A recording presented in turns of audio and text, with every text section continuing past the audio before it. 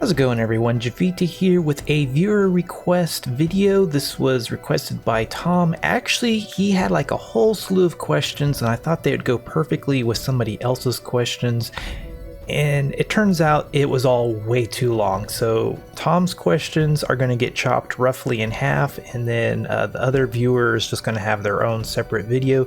But this video is going to focus on basically kind of world regeneration. He asked a bunch of different kind of questions about how world regeneration works and the plot system. But then he also had this other kind of request that just really blew my socks off. But basically, let's jump over here to the web browser and come over here. So yeah, I now have a Patreon page. So if you've secretly had a burning desire to help support my endeavors into producing the highest quality and ever more expansive range of Boundless content, as well as maybe even dabbling in some other games, that is now an option. This is something I've kind of toyed with the idea of, but I've always felt I've been way too small to even really consider this. A few cool things about Patreon is that you can come and go whenever you please. You can pledge anywhere from, I think $1 is the minimum. But you could do $1, you could do crazy amounts. I don't recommend doing crazy amounts, but you know, you'd certainly make my day. But you can come and go when you please. A side note on anything that's actually generated through this, it would all go towards supporting the channel and my endeavors, such as my written guides on the Boundless forums, and maybe even expand into other areas like Steam. So enough rambling on that, let's get down to business. Let's hop back over to the game. Tom had a number of questions that all loosely tie in with either world regeneration or kind of the plot system, that kind of area. So his first several questions are kind of on world regeneration. So he basically asks, what parts of the world will regenerate? What happens if you own a plot of a mountain but not the plot over the owned plot? Will the mountain come back in this area?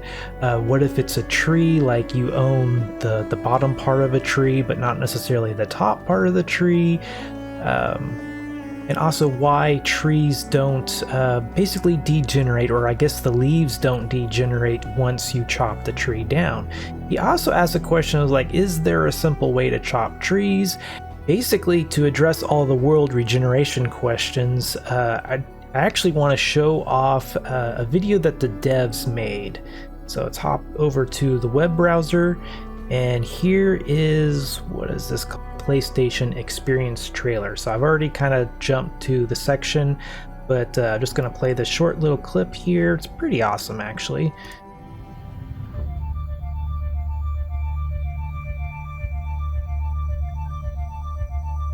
So pretty dramatic.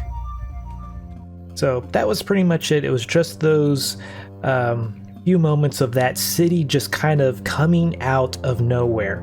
I actually read not terribly long ago that they were talking about world regeneration, how it works, and how they did that shot. And really what you're seeing is you're seeing world regeneration happen in reverse. So if we jump kind of back over to, okay, so here's kind of the built city. So they had the city built. They cranked up the settings on world regeneration and then recorded it degenerating, basically, or the world returning to its natural state. And then simply played it in reverse to make it look like the city was being built. So pretty awesome. I'll play that in reverse for you to kind of show you what world regeneration would look like naturally. But to explain a little bit more how exactly it works, basically the world was generated and that is its natural state. Anytime that there's a change made to the natural state, roughly 13 hours after of like no player activity, it will start to return to normal. I actually did a video kind of experimenting with how long this takes, and it's pretty amazing how fast things start to come back once they're flagged for regeneration. So basically anything that is not plotted will eventually regenerate. Now, if it's in a heavily populated area like a city, then world regeneration will constantly be interrupted by all the player activity, and it might take a long time or even like a new patch that or server maintenance to actually allow that area to regenerate. But to give a few examples of basically, here's an example for trees. So if I turn on beacon view, you can see that many of these trees are not beaconed. So yeah, especially that bit right there. So this is kind of the unfortunate side effect of how the plotting system works, is that unless you plot these trees, they will pretty much always come back. So the bits that are inside the beacon, of course, you can permanently remove those, at least for as long as the beacon is active. But unless you spend the extra plots, you'll basically always be kind of dealing with this issue. And to give an even better example, this is Pixelgate, one of the former capitals of Solum, and pretty well deserted now. But if we come over here, we're actually looking at it right now. Here's a prime example of this. Here's a road, they chopped the tree down, but they didn't plot all the branches. So yeah, they eventually come back, especially since the city is so inactive now. Used to, the player activity would keep all of this kind of cleared out. Looks like maybe there's some more right there, but yeah, here's the staircase. And see, all of this is not plotted. This has been removed a number of times, but since the owner of this road has not beaconed this area and removed the foliage, it keeps coming back.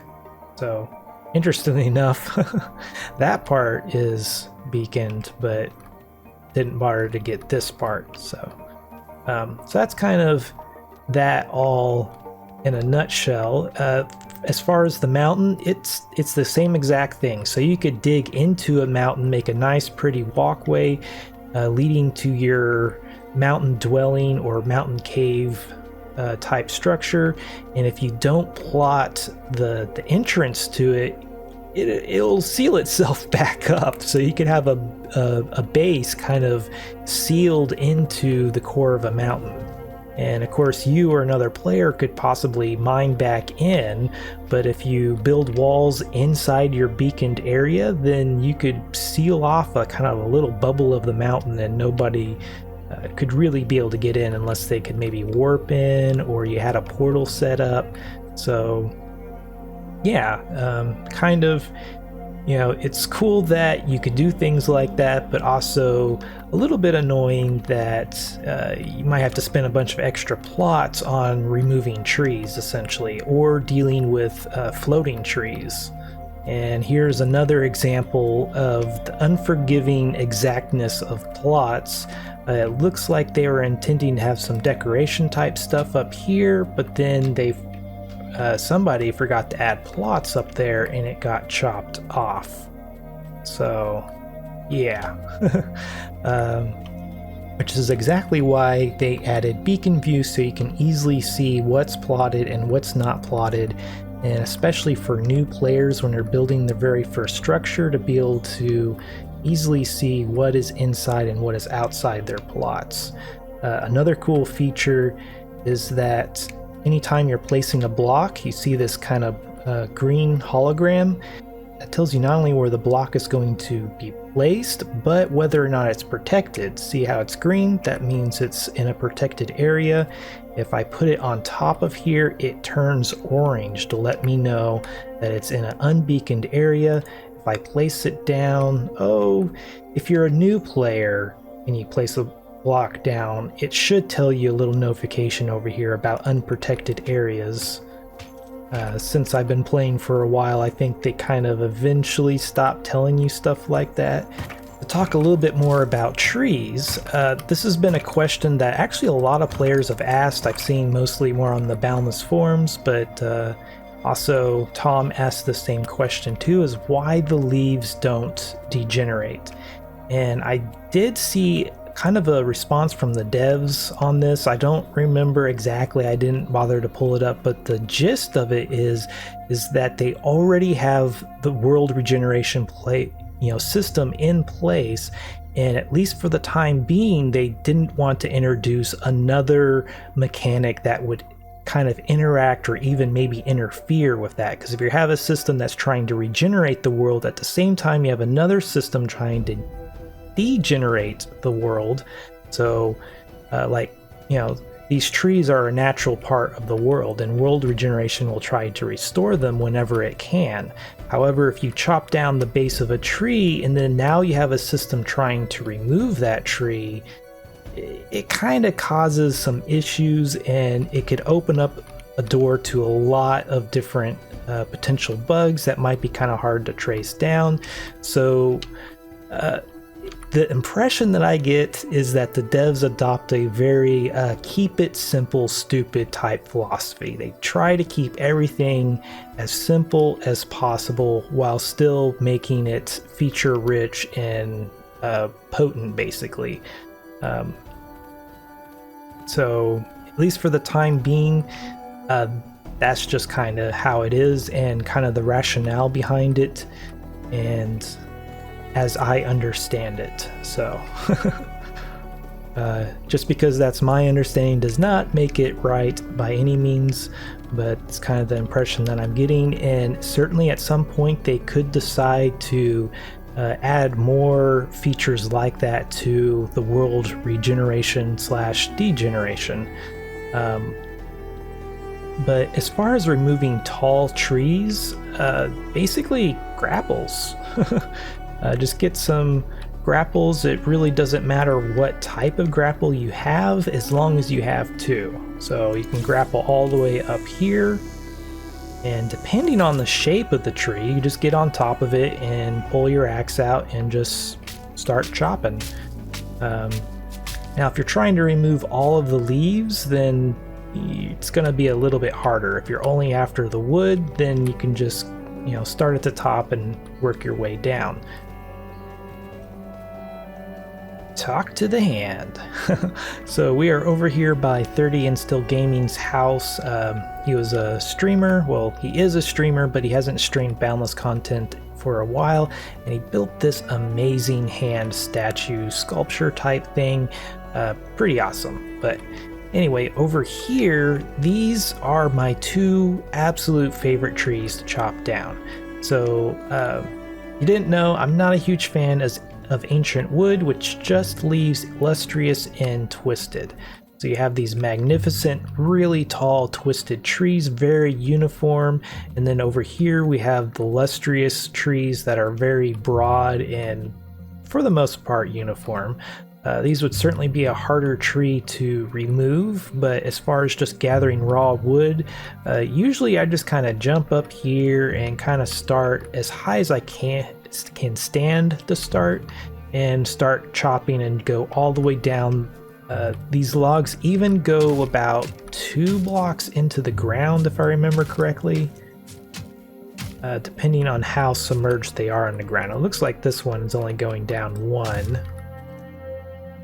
But that's an excellent way to get that type of wood. But for the really tall trees like this one, again, just get any 2 grapples. If you have a long range grapple, you could just grapple straight up there. If you have something like copper or iron, you just kind of 1 grapple at a time, work your way up there until you're finally in the branches. Once you're up here, through kind of, I guess, experience, you'll learn that this little bit right here should be, kind of remove that, and this should be the 4 trunks that make up the core of the trunk, or the main trunk, basically. So you just start chopping down, and you can just remove the entire trunk. So pretty awesome for just kind of getting some mindless wood. I believe each one of these trunks, it's somewhere like in the ballpark, I think 120 trunks. So that's pretty decent, and if you find a forest of these things and just systematically go after them, you can get quite a bit of wood with very little effort, as long as you don't mind twisted. But if you're making tools, you need a massive amount of sticks, and the sticks have no effect on how the tool performs or even looks. So you might as well just use whatever wood is the easiest to gather. So certainly you could do twisted if you like this method, or if you like the lustrous trees better for chopping. It's all personal preference. If you don't need a particular color on the home worlds, you might consider doing this at least on a moon, if not a ring world, just so you'll get some bark at the same time. Moving along, Tom had a number of questions concerning settlements and kind of what they are for, but he also had a question about roads, and basically whether or not he needed a plot for every part of a street or a road. And as you probably have gathered already, the answer is pretty much yes. If you had a super busy town, there's a possibility you could get away with not plotting the roads, but the first time there was some server maintenance or they did a patch and forced some world regeneration, the roads would disappear. Not only that, but other players could come along and go, oh, I would like some brick or rock or wood or whatever the road is made out of, or just, you know, whatever really. So pretty much yes, you do need to plot every section of the road. And he also had a question about essentially how many plots you can have, and the answer is unlimited. You can have infinite plots. You never stop acquiring plots, which is pretty amazing. So if you come over to profile and you see your level right here and your experience bar, even though I'm level 50, which is the max, you can see that I'm still leveling up. I have 196,000 experience out of 200,000 experience, and so I'm just a hiccup away from getting a level 50 plus. I have no clue how many times I've level 50 plus in the past, but each time you get 200,000 experience after hitting level 50, you get a level 50 plus, which gives you an extra 10 plots, and I think it gives you some coins. You don't get any more skill points, but you do keep getting plots 10 at a time once you hit 50. So as long as you're playing the game, getting experience either from hunting, mining, just about everything gives you experience. You will continue to get plots indefinitely. Okay, well, I think that'll wrap it up for this particular video. As I mentioned, Tom did have a number of questions on settlements as well as taxes. I think I'll go ahead and split that off and make it its own video because we're already up to just about 18 minutes. It's generally my goal to keep videos a bit shorter than that, and it's probably mostly my fault for rambling so long. But anyway, this was Javita. Thanks for watching. If you liked this video, be sure to hit that like button, subscribe if you want to see more like this, and if there's anything you didn't like, please let me know down below. Until next time, peace.